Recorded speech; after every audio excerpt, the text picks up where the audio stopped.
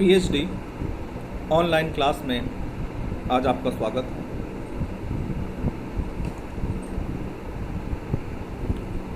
प्राथमिक आंकड़ों के संग्रहण की विधियों के अंतर्गत हम लोग प्रश्नावली और अनुसूची का विस्तृत अध्ययन कर चुके हैं।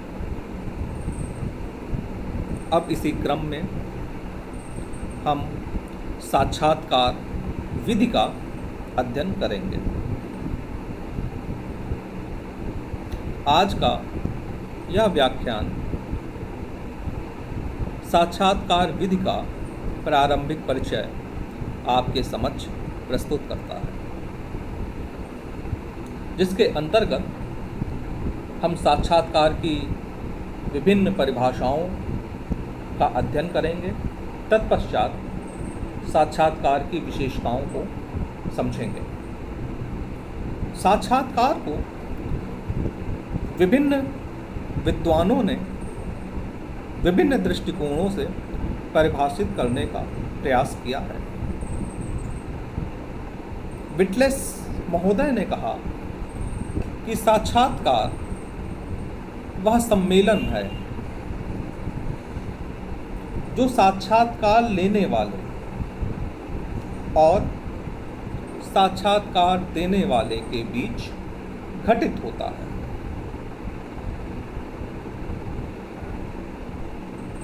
विटलेस महोदय ने इसे फेस टू फेस कॉन्फ्रेंस कहा, साक्षात्कार लेने वाले और साक्षात्कार देने वाले के मध्य में। इसके बाद चैपलिन महोदय की अगर हम परिभाषा पर गौर करें तो चैपलिन महोदय साक्षात्कार को आमने सामने होने वाला वह वार्तालाप बताते हैं जिसका उद्देश्य तथ्यपूर्ण सूचना प्राप्त करना होता है। अगर पारिभाषिक शब्दों में इस परिभाषा को कहें तो साक्षात्कार आमने सामने होने वाला वह वार्तालाप है जिसका उद्देश्य तथ्यपूर्ण सूचना प्राप्त करना होता है।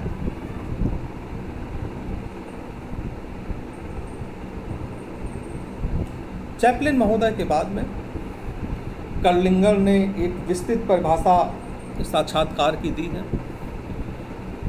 कर्लिंगर महोदय कहते हैं कि साक्षात्कार आमने सामने की वह अंतर्वैयक्तिक भूमिका की स्थिति है जिसमें एक व्यक्ति साक्षात्कार लेने वाला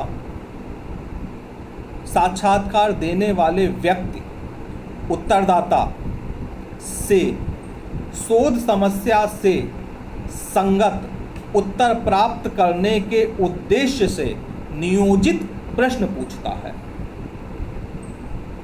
पुनः समझिए, साक्षात्कार आमने सामने की अंतर्वैयक्तिक भूमिका की स्थिति है। यह इस परिभाषा का प्रथम चरण हुआ। इसके दूसरा चरण जो इस परिभाषा का है कि इसमें इस अंतर्वैयक्तिक भूमिका में साक्षात्कार लेने वाला साक्षात्कार देने वाले व्यक्ति से शोध समस्या जो उसकी निश्चित है, जो उसकी परिभाषित है, उस शोध समस्या से संगत उत्तर प्राप्त करने के उद्देश्य से, यानी कि इस साक्षात्कार का उद्देश्य क्या है कि आपकी शोध समस्या से संगत उत्तरों की प्राप्ति की जाए के उद्देश्य से नियोजित प्रश्न पूछता है। ठीक है, प्रश्न भी कैसे पूछता है? नियोजित प्रश्न पूछता है, यानी कि ऐसे प्रश्न जिनको पहले से डिजाइन किया जा चुका हो, ऐसे प्रश्नों को पूछता है। साक्षात्कार के संदर्भ में मोहम्मद सुलेमान की परिभाषा भी अत्यंत महत्वपूर्ण है कि साक्षात्कार वह प्रविधि है, वह टेक्निक है जिसके द्वारा आमने सामने की परिस्थिति में साक्षात्कार लेने वाला साक्षात्कार देने वाले से तात्विक सूचनाएं प्राप्त करने का प्रयास करता है। तो इस प्रकार से कलिंगर महोदय ने अत्यंत स्पष्ट शब्दों में वैज्ञानिक साक्षात्कार को स्पष्ट किया कि अगर साक्षात्कार वास्तव में साक्षात्कार कब कहा जाएगा और उसके अंतर्गत क्या क्या विशेषताएं पाई जाएंगी, यह कलिंगर महोदय की परिभाषा से सुस्पष्ट हो गया।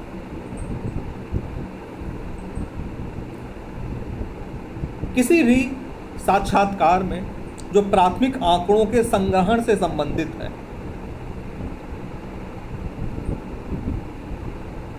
ऐसे साक्षात्कार में शोध समस्या से सुसंगत प्रश्नों के उत्तर प्राप्त किए जाते हैं। अर्थात हमारे जो उत्तर होते हैं वो शोध समस्या से सुसंगत होते हैं। जो साक्षात्कार का उद्देश्य है, यानी कि जिस उद्देश्य से यह साक्षात्कार किया जा रहा है, वह उद्देश्य शोध के उद्देश्य के अनुरूप ही होता है। अर्थात हम साक्षात्कार को शोध के उद्देश्यों के अनुरूप ही क्रियान्वित करते हैं।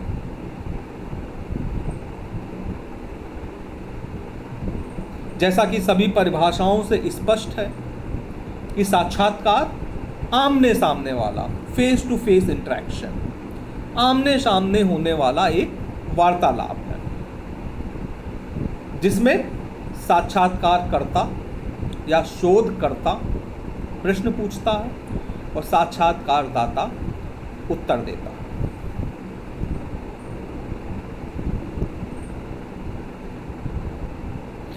साक्षात्कार के समय साक्षात्कारदाता और साक्षात्कारकर्ता की भूमिकाएं एवं प्रत्याशाएं निश्चित होती हैं। यह भी एक महत्वपूर्ण बिंदु है और इस बिंदु की विस्तृत चर्चा जब आगे आप साक्षात्कार के प्रकार पढ़ेंगे तो वहाँ पे किया जाएगा। इस प्रकार से आज आपने यह समझा कि साक्षात्कार कहते किसे हैं। बहुधा आप लोगों ने साक्षात्कार देखा होगा, टीवी चैनलों पे,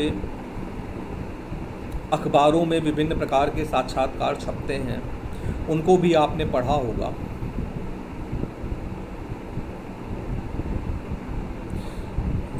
लेकिन जब आप शोध के उद्देश्य से किसी भी साक्षात्कार को क्रियान्वित करेंगे तो उस समय आपकी शोध समस्या के अनुरूप ही आपके प्रश्न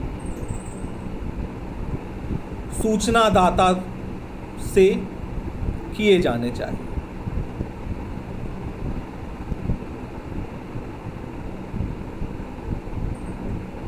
आगे आप लोग पढ़ेंगे कि किस प्रकार से संरचित साक्षात्कार होता है, किस प्रकार से असंरचित साक्षात्कार होता है, किस प्रकार से मिश्रित साक्षात्कार या केंद्रित साक्षात्कार होता है।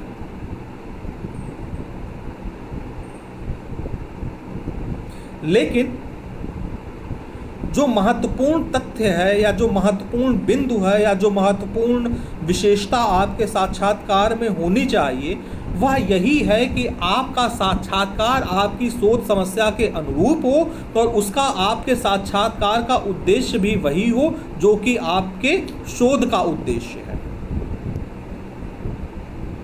अगर आप के उद्देश्य, साक्षात्कार के उद्देश्य और शोध के उद्देश्य एक समान नहीं हुए, अगर आपके प्रश्न आपकी शोध समस्या के अनुरूप नहीं हुए, तो उससे आपको कोई सार्थक निष्कर्ष प्राप्त नहीं होगा।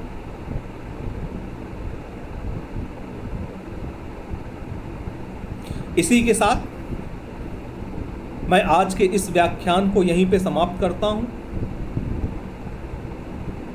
आगे आने वाले व्याख्यान में हम साक्षात्कार के प्रकारों की चर्चा करेंगे। तब तक के लिए धन्यवाद।